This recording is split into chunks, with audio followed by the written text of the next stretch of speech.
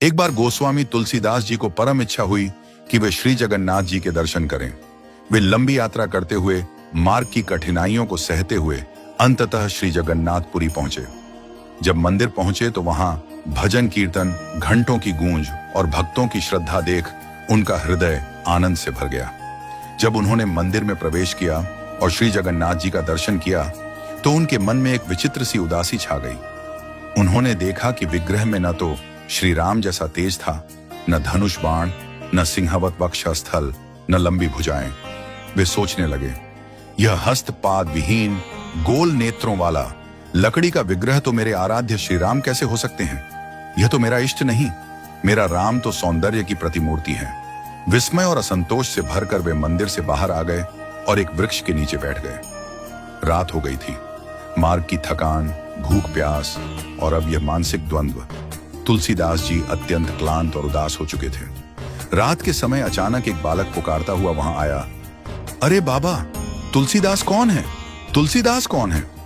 तुलसीदास जी ने जैसे ही स्वर सुना, चौंक कर बोले, मैं ही हूं तुलसीदास। तुम कौन हो और मुझे क्यों ढूंढ रहे हो? बालक ने बड़ी मासूमियत से कहा, जगन्नाथ जी ने आपके लिए प्रसादी भात भेजा है। बहुत देर से मैं आपको खोज रहा था। तुलसीदास जी बोले, यह प्रसाद तुम कृपया वापस ले जाओ। मैं अपने इष्ट को भोग लगाए बिना कुछ भी ग्रहण नहीं करता। यह मेरे इष्ट का नहीं है। बालक ने आश्चर्य से कहा, कैसी विचित्र बात करते हैं आप। जगन्नाथ का प्रसाद पाने को लोग सैकड़ों कोस दूर से आते हैं, वर्षों तक प्रतीक्षा करते हैं, और आप, जिन्हें प्रभु ने स्वयं प्रसाद भेजा है, उसे अस्वीकार कर रहे हैं। तुलसीदास जी बोले, मेरे इष्ट तो श्री राम हैं। उनके हाथ में धनुष है, उनके शरीर की आभा अपार है। यह दारू मूर्ति मेरा इष्ट नहीं हो सकता। मैं इसे श्री राम को अर्पण नहीं कर सकता।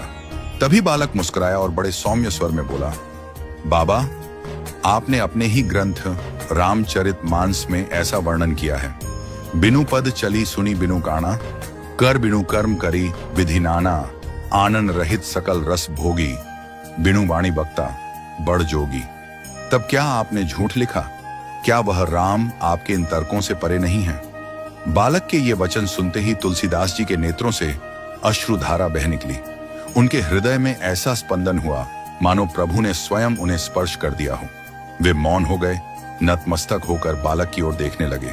तभी बालक बोला, बाबा, मैं ही राम हूं। मेरे मंदिर के चारों ओर हनुमान जी पहरा देते हैं। विभीषण जी प्रतिदिन मेरे दर्शन करने आते हैं। कल प्रातः तुम भी आना, मैं तुम्हें दर्शन दूंगा जैसा तुम्हारा हृदय चाहता है। यह कहकर वह दिव्य बालक अदृश्य हो गया। तुलसीदास जी ने उसी क्षण वह प्रसाद बड़े प्रेम से ग्रहण किया। अगले दिन जब तुलसीदास जी मंदिर पहुंचे तो उन्होंने वहां कोई लकड़ी का विग्रह नहीं देखा। उन्हें प्रत्यक्ष श्री राम, लक्ष्मण और सीता माता के दर्शन हुए, वैसे ही जैसे वे अपने अंतर मन में अपने आराध्य को देखते थे। उनका हृदय प्रभु के प्रेम से अभिभूत हो उठा।